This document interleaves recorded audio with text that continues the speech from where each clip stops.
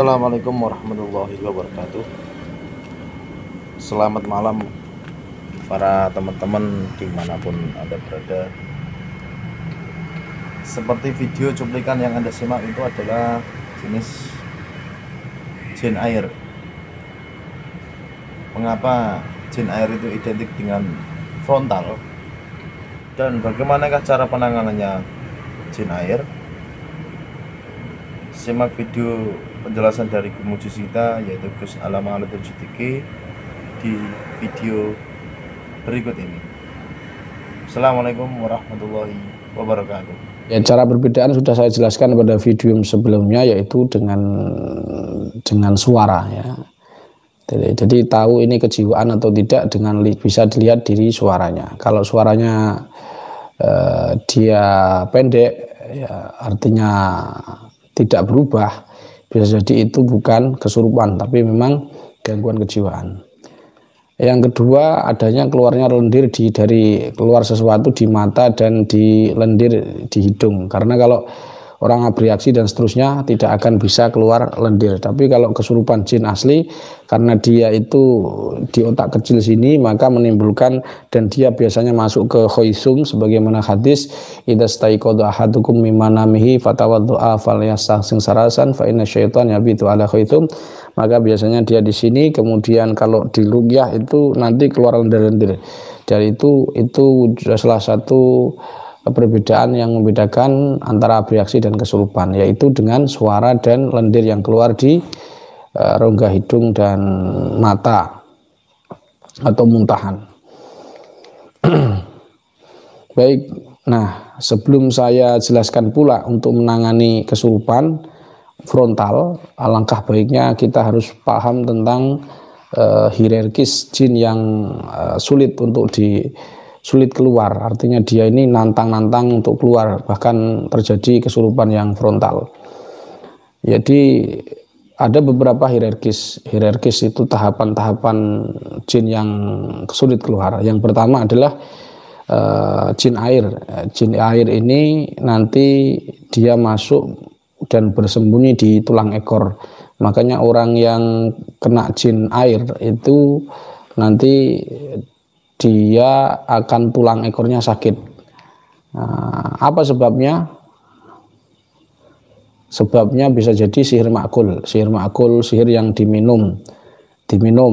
Jadi medianya air ya. Kemudian atau dia diajak ke sesuatu makan bakso di air kan. Nah, jinnya jin air. Itu nanti akan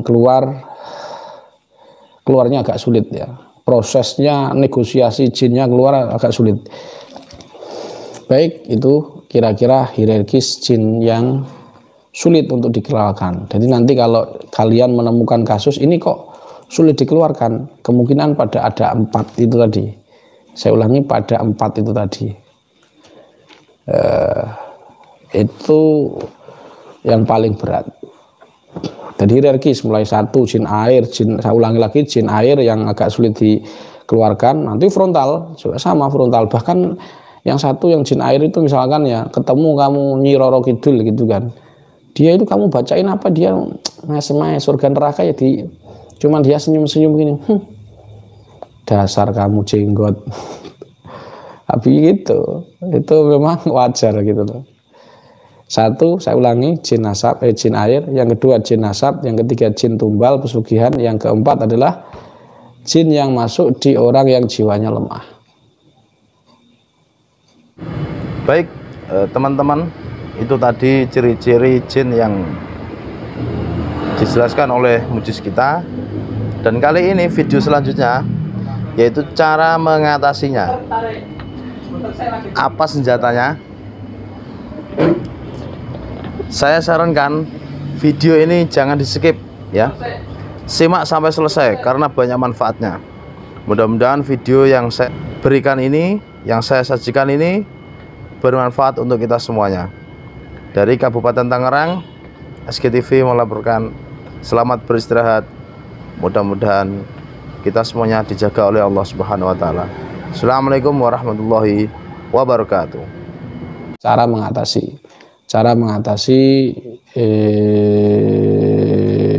kesurupan yang cara mengatasi kesurupan pak ketiga. Baru saya ajarkan metode-metode yang insya Allah mudah lah, saya tidak terlalu berat, dan pokoknya sampean harus hafal ayat penariknya ya. Masih ingat, inna waliyallahu alladzi nazzal kitab wa huwa yatawallas salihin aina takunu ya'ti bikumullahu jami'a innallaha ala kulli syai'in qadir. Cara mengatasinya, sekali nanti saya ijazahkan. Cara mengatasi yang pertama adalah usahakan menerapi di siang hari, jangan sore atau jangan malam hari. Kenapa? Karena di saat itu, di sore sampai pagi hari, itu kekuatan jin itu menumpuk. Karena jin itu kekuatannya di malam hari. Wallahu a'lam. Sebagaimana namanya, jin bersembunyi, samar-samar, tidak kelihatan. Kalau ada jin yang mau disorot kamera, itu jin yang bermasalah, itu yang keluar fitrah. Seperti manusia yang pengen bisa tahu gaib, itu juga keluar fitrah. Walaupun bisa sebagaimana jin bisa masuk ke alam syahadah, tetapi karena keluar fitrah ya tidak sepenuhnya. Kita ini kadang tidak bisa bedakan antara keluar sungguhan dan ilusi. Makanya dengan guru yang benar insya Allah tahu itu. Yang kedua, usahakan si mamsus atau masru' ini sang kesurupan itu dekat dengan tanah, karena kita tahu Nabi Adam alaihissalam itu min turab, dari tanah, sedangkan jin itu dari api. Jadi jin itu bencinya luar biasa pada tanah, api itu maka itu yang pertama. Dan kenapa di atas tanah langsung? Karena jin itu lebih cenderung tidak ada gaya gravitasi. Jadi seandainya dia si kesurupan itu disuruh kakinya berdiri satu, nggak akan bisa dia. Saya ulangi, orang kesurupan disuruh berdiri kaki satu, nggak akan bisa. Karena dia tidak punya daya gravitasi ya. Kalau bisa, itu bukan kesurupan jin, tapi gangguan jiwa. Bisa ego state, bisa bereaksi, dan seterusnya. Yang ketiga, harus cara mengatasi kesurupan frontal. Kita tahu sebelum kesurupan kalian harus cek dulu sumbernya dari mana. Contoh, ada orang tadi ya, jin 4 yang katakanlah yang frontal tadi, yang hierarkisnya 4 tadi ya. Contoh saya ambil satu, jin nasab. Maka kamu harus tahu sumber jin ini sebelum masuk ke jasadnya anak ini, dia rumahnya di mana. Misalkan dia ini khodamnya siapa, khodamnya misalkan khodamnya ibu, atau khodamnya bapaknya dia dulu, atau biasanya bukan bapak ya, cenderung ke kakek dia ini khodamnya kakek. Maka nanti kalau kamu langsung ruqyah, tidak melakukan diagnosa, dia nanti langsung berubah jadi macan, dan kamu bisa jadi, dan ini nyata ya, misalkan kamu ruqyah memakai medum air, kamu minum airnya, ini enggak diminum airnya, gelasnya dimakan, dimakan begini, dan ini enggak akan sobek, enggak akan sobek. Kenapa? Karena itu bukan energi fitrah manusia ya, itu fitrahnya manusia sobek, tapi dia ini kan memiliki, ibaratnya adalah dia pinjam jasad saja. Jadi nanti dia akan sobek-sobek dia. Karena itu energinya dia, bukan energi manusianya. Kalau manusianya yang kena ya jelas sobek. Maka untuk mengetahui sumber dari gangguan tersebut, tentu kita melakukan diagnosa. Caranya gampang. Jadi sebelum kesurupan, sebagaimana yang saya sampaikan, jangan lakukan ruqyah sebelum melakukan diagnosa. Jadi kalian lakukan diagnosa, caranya cukup simpel, dia suruh pejamkan mata. Tapi nanti kalau dia sudah tangannya begini ya, ini ya, Kamu sudah suruh buka mata. Saya ulangi, suruh buka mata. Karena apa? Nanti dia akan ngamuk. Nah terus ngapain kita? Kita hanya mendiagnosa pusat gangguan. Dan yang keempat ini, yang ketiga, cara yang ketiga yaitu mengetahui sumber gangguan dulu. Ketika sudah mengetahui sumber gangguan dulu, hancurkan. Contoh jin nasab. Jin nasab dari kakek. Kamu sebelum ruqyah dia, si jin khodam tadi, kamu harus tahu posisinya, itu sumbernya dari mana itu. Caranya mudah, cukup tangannya di tangan kanan, kamu baca hamdalah, sholawat, kamu baca dia nirukan. Terus doa ke Allah, ya Allah, jikalau saya ini benar diganggu oleh jin nasab dari leluhur saya, tunjukkanlah sumbernya. Nanti akan dia ditunjukkan sumbernya.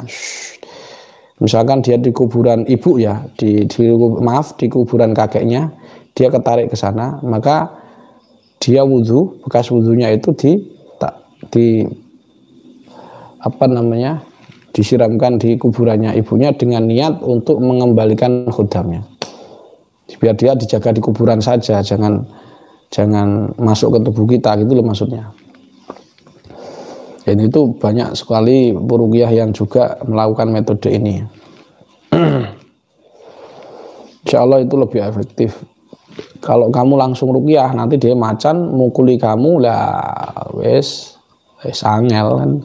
Mukuli kamu, terus kamu direkam temenmu, nanti kan ada video di YouTube, akhirnya inilah peruqyah yang diruqyah jin gitu. Wah ini separah. Ini memalukan dunia perjampian, persubuhan. Nah, kalau dia misalkan saya ini nanti kemarin dulu ikut ruqyah massal dia, terus saya ruqyah lagi frontal, ya. Maka kamu jangan lakukan ruqyah dulu sebelum diagnosa.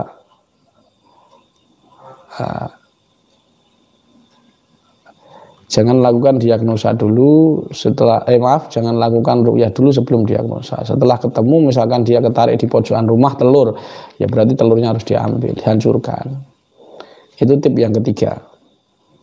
Tip yang keempat, dihabat. Dihabat itu sebenarnya sudah pada kesurupan kedua, ketiga.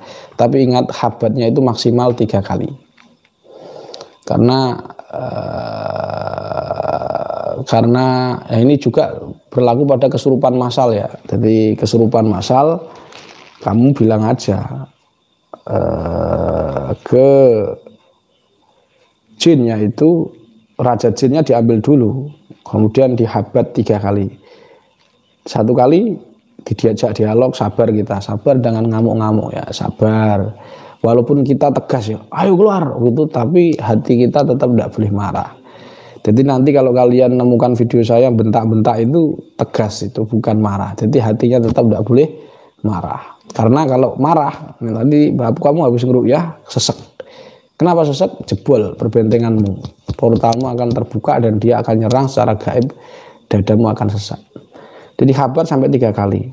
Ada pula yang peruqyah menggunakan madu untuk tetesi di mata, tapi saya nggak anjurkan karena dahulu ketika 2017 itu ada orang yang netesi di mata, besoknya itu bukan saya. Ada orang yang punya suka kalau kesurupan frontal tidak keluar-keluar, dia ditetesi di mata ini pakai madu Yaman. Maka setelah itu matanya yang putih ini jadi matanya yang hitam ini jadi putih. Nah ini akhirnya setelah operasi tetap putih, saya tidak bisa kembali. Maka saya tidak sarankan untuk menetesi madu Yaman di mata. Cukup habatus sauda 1 kali, 3 tetes, kemudian jejak dialog, dia akan kesakitan dan seterusnya. Selanjutnya tetesi lagi sampai 3 kali. Itu yang tip yang keempat. Yang kelima adalah kita bisa narik sukmanya. Cara yang paling mudah ya, karena tipikal orang narik sukma ini ada beberapa kasus ya, 7 hingga 9 kasus berbeda. Jadi kasus sukma orang gila, kasus orang yang kesurupan baru kesurupan itu beda. Jadi kalau Orang baru kesurupan narik sukma gampang. Kesurupan kan, dia gak sadar, narik sukma gampang. Tapi kalau sudah jadi gila ini berat ini. Makanya harus perlu proses. Cara yang paling mudah narik sukma adalah, ini yang paling mudah dan kasus yang paling sering ya. Saya enggak ngomong sukma orang yang diikat, diculik dan seterusnya. Ini orang yang kesurupan biasa aja. Cara nariknya cukup kamu lepaskan di daerah di sini juga bisa, dari sini juga bisa. Jadi kamu isyarah, teknik isyarah ya, bukan tenaga dalam, cukup isyarah. Kamu rasakan aja innalladzi farad. Cukup niat kepada Allah, hamdalah, sholawat, alhamdulillah, Allahumma sholli ala sayyidina Muhammad wa ala ali sayyidina Muhammad. Jadi ya Rabb, jikalau sukmanya orang ini benar-benar keluar, jadi sukma ini bukan ruh ya, tapi dia bagian dari ruh, cuman bukan ruhul hayah, sumber kehidupan. Dia ini ruhul yaqadhah, jadi bagian dari ruh. Ditarik, innalladzi faradha lakal qur'ana raduka ila ma'ad. Ya Allah, diulang-ulangi. Jikalau sukma ini keluar dengan terus kamu jamadan, kamu pejamkan mata, kemudian ya niat aja narik. Kita aja yang paling mudah. Jadi narik sukma di alam syahadah bisa dengan raga sukma, bisa di alam syahadah. Tapi kayak nggak anjurkan raga sukma ya, cukup di alam kita aja. Nah, caranya cukup mudah seperti itu aja. Niat tarik, terus masukkan di sini bisa, di sini bisa. Plek begitu langsung dipanggil namanya. Terus dia akan begini, keluar lagi. Bingung. Itu tips yang kelima. Itu cara yang kelima. Yang keenam, ini yang paling simpel kalau dia frontal, yaitu cukup mudah. Kamu ambil bawang putih nih, segini ya, bawang segini lah, atau segini ya, segini ya, sekelingking ini ya. Ini ditaruh di hidungnya, jadi itu digar aja atau dicukil begini, masukkan ke hidung. Terus ingat step ke selanjutnya ini. Untuk frontal itu tidak perlu dipegang. Saya ulang, nggak perlu dipegang begini, nanti karena dia bisa nyuri kalori kita, sehingga orang yang yang meruqyah itu yang megangi nanti akan lemes. Bahkan peruqyahnya pun juga habis ngeruqyah lemes. Maka saya tidak anjurkan untuk dipegang dengan cara langsung pegang langsung, tapi bisa dengan cara diikat dengan sorban, jadi ikatan ini atau dengan sesuatu aja, kemudian dimasukkan bawangnya ke sini. Nanti secara fisik dia akan mengalir ke sini dan akan menstimulus muntahan, begitu. Ada pula yang keenam ini peruqyah yang menggunakan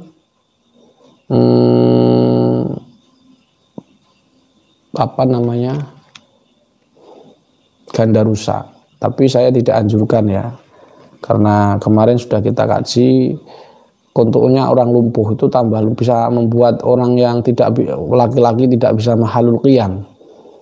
Jadi dia ini malah tidak bisa, kelelakiannya tumbuh. Gak bisa mahalul qiyam, selalu angka 6. Jadi tidak bisa tasahud kalau pakai ganda rusa. Kalian pasti ada lihat orang yang belum diruqyah. Sebelum diruqyah itu bukan dari CRA ya. Jadi ada praktisi ruqyah itu yang menurut saya nakal. Dia jualan herbal, ganda rusa. Kemudian ada orang itu belum mulai ruqyah sudah disemprot pakai ganda rusa. Mulutnya ini. Terus dia pejamkan mata, terus diruqyah pakai ayat Quran, muntah-muntah. Nah, muntahnya ini perlu diketahui, muntahnya ini sebenarnya bukan karena ayat-ayat Quran, tapi memang ganda rusa itu memberi stimulus muntahan, untuk muntah. Saya pernah lihat videonya itu 3 orang diruqyah semprot ganda rusa semuanya muntah, padahal 2 orang itu tidak ada gangguan, tapi tetap muntah karena memberi stimulus pakai ganda rusa. Makanya saya tidak sarankan pakai ganda rusa. Jadi yang menurut saya yang lebih tepat itu pakai dan tidak modal itu menggunakan bawang putih yang ditaruh di hidung gini. Terus pegangnya aja tangannya dengan kain, nanti dia akan stimulus terus muntah sendiri biidznillah, dan insya Allah sembuh biidznillah. Dan tidak lama itu, nanti insya Allah setelah dari hidung ini ya dikasih hidung bawangnya itu insya Allah hanya butuh waktulah. Kalau yang frontal sehari tengah hari insya Allah 15 hingga 20 menit insya Allah sudah keluar lah. Ulangi ringkasannya pada pertemuan kali ini. Ringkasannya, ijazahan menangani kesurupan part 3. Pastikan pertama Anda sudah melihat part 1 dan 2. Yang kedua itu pastikan kesurupan asli karena gangguan jin, bukan abreaksi atau ekostet dan seterusnya, gangguan kejiwaan lainnya. Yang ketiga, yang selanjutnya adalah hierarkis tahapan jin yang frontal. Itu ada di sini saya terangkan tadi. Pertama ada jin air, itu nanti frontal. Yang kedua jin asap, jin tumbal, jin pesugihan. Yang ketiga adalah jin yang masuk ke orang yang jiwanya lemah, itu nanti akan frontal. Dan cara mengatasinya ada 6. Ya, pertama yaitu harus setidaknya di ruqyah siang hari. Kamu jangan sekali-kali ngeruqyah orang jin kena air, ya jin air ya. Kalau jin air itu biasanya dia di kamar mandi lama banget. Kalau nyuci tempat wudhu, kakinya itu dicuci sampai 7-9 kali. Itu kalau kena dia di tulang ekor. Nanti kalau dibiarkan si jin ini dia akan lumpuh, jin air. Maka jangan kamu ruqyah pagi hari.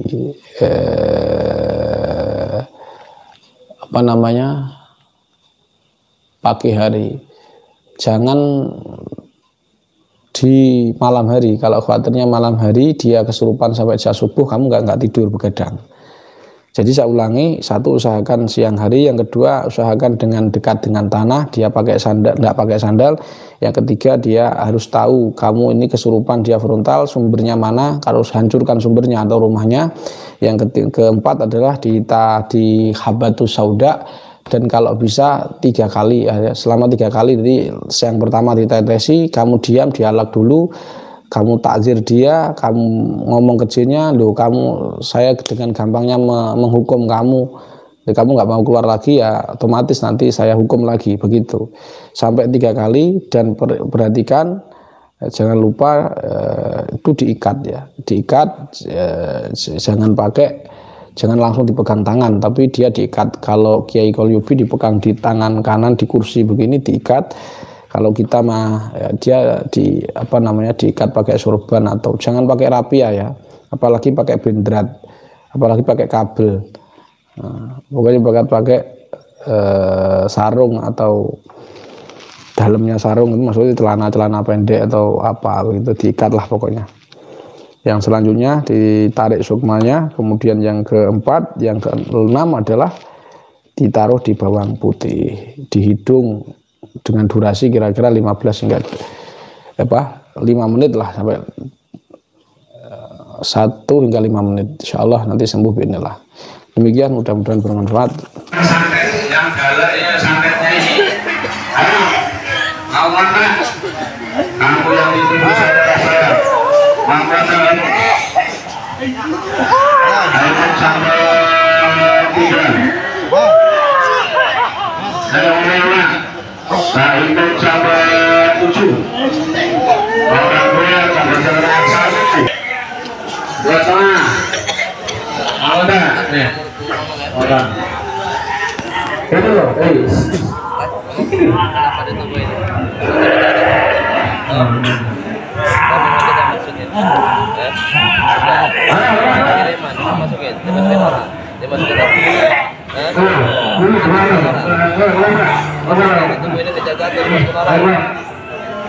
Ya takut kamu mulutmu ya.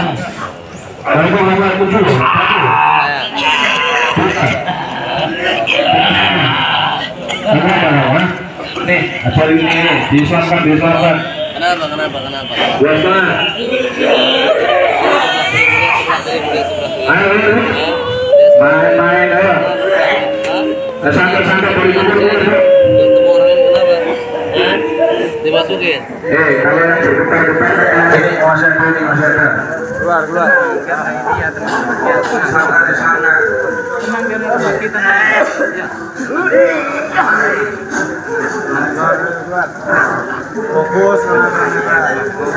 Fokus, pejamkan mata. Itu yang betul saudara. Contoh bersama dengan kunci air.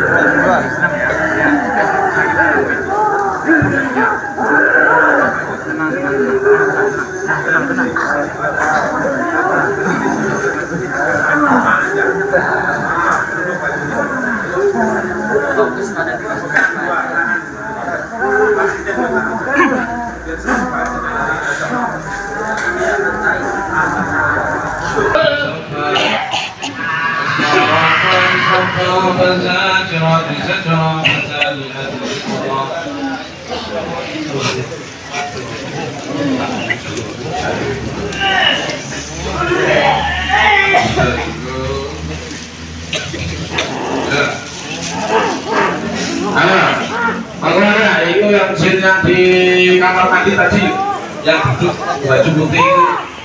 Nah, itu benar. Ayo. Dah duduk. Yang sudah enak itu.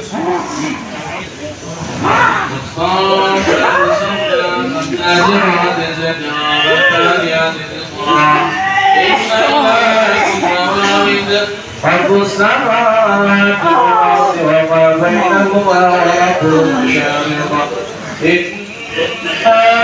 زينت السماء الدنيا بزينة الكواكب وحفظا من كل شيطان مارد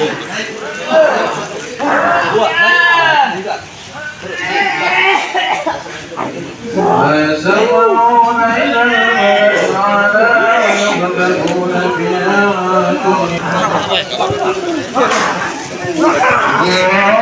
ولهم عذاب واسع